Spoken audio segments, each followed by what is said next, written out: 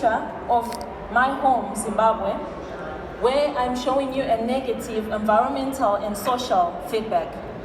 People who are living on food aid, and this wasn't the story in the beginning.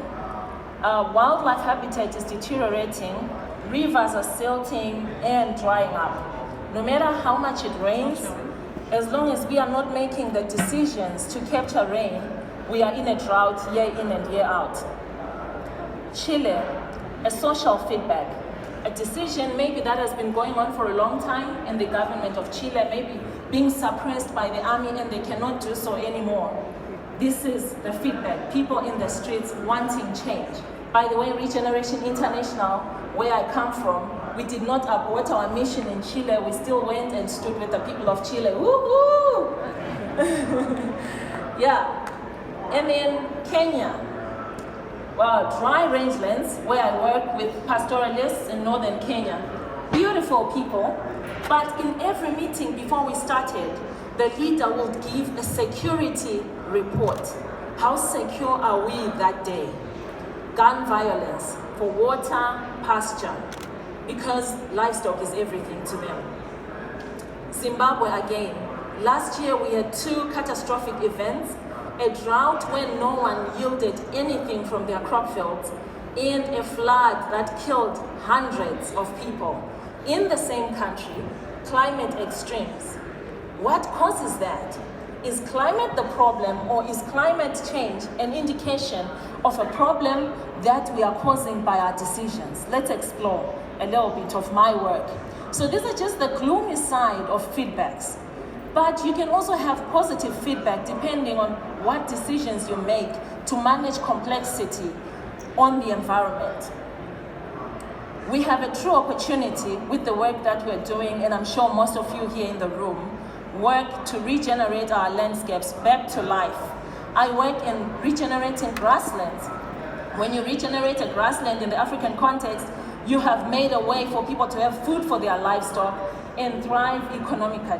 This is not, I'm not saying this is easy, but I'm saying conceptually this is the feedback that you are likely to get from what we have learned. But we're just going to explore what I've learned even in my work. We use holistic management, a concept from the Savory Institute by Allan Savory, of managing rangelands using the tool of livestock or animal impact, where you mimic the nature of wild herbivores in their grazing patterns in the wilderness, where they kept eating grass and moving in large numbers, being moved by lions, hyena, and leopards. Where they left, grasslands remained to recover while infiltrating and capturing water with lush green grasses and healthy rivers. So I do this in communities, so that's capacity building. You bring this knowledge that is known to an African context, that is known to an African community, but you're just revamping again our art. So that picture of me, I train in Zimbabwe, East Africa, everywhere, using consensus approaches.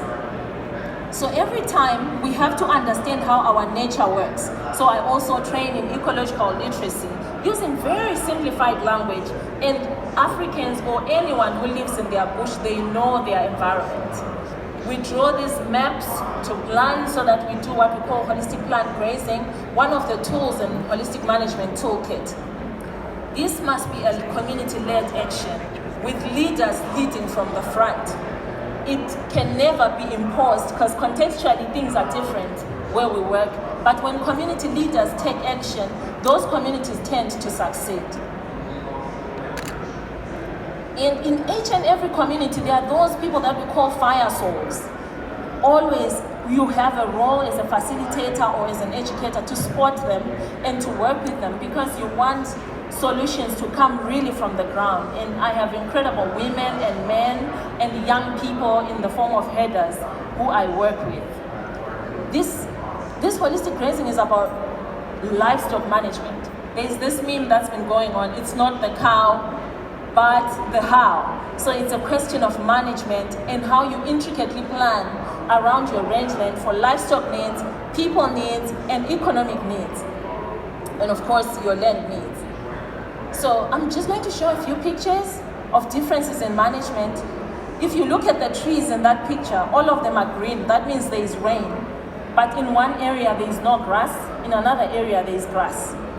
When you have grasslands that are thriving, you have an incredible opportunity to capture water, capture carbon, have abundance. Here's another one, top and bottom. Same date these photos were taken. The first top one, you can see livestock is struggling and there is no water in that river because water just flash floods. But in the bottom, the rangeland has been healed to capture water and recharge the river from underground water.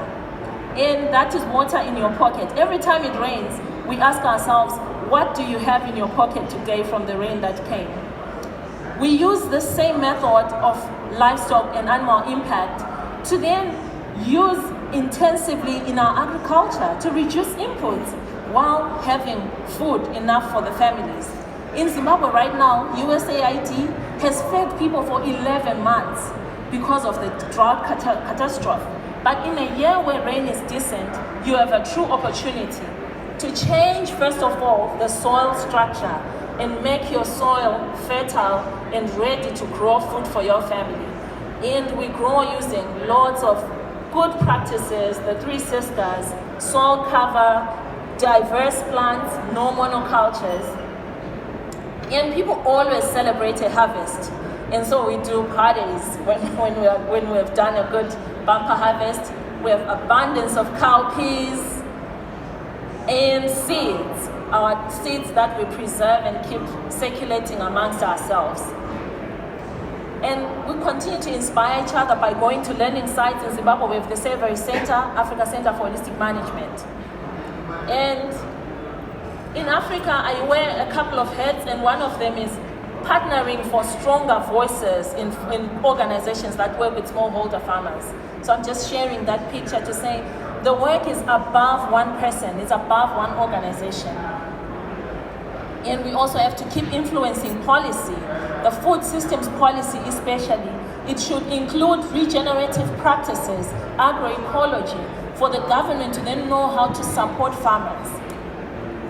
We are stronger together, and thank you so much for your time.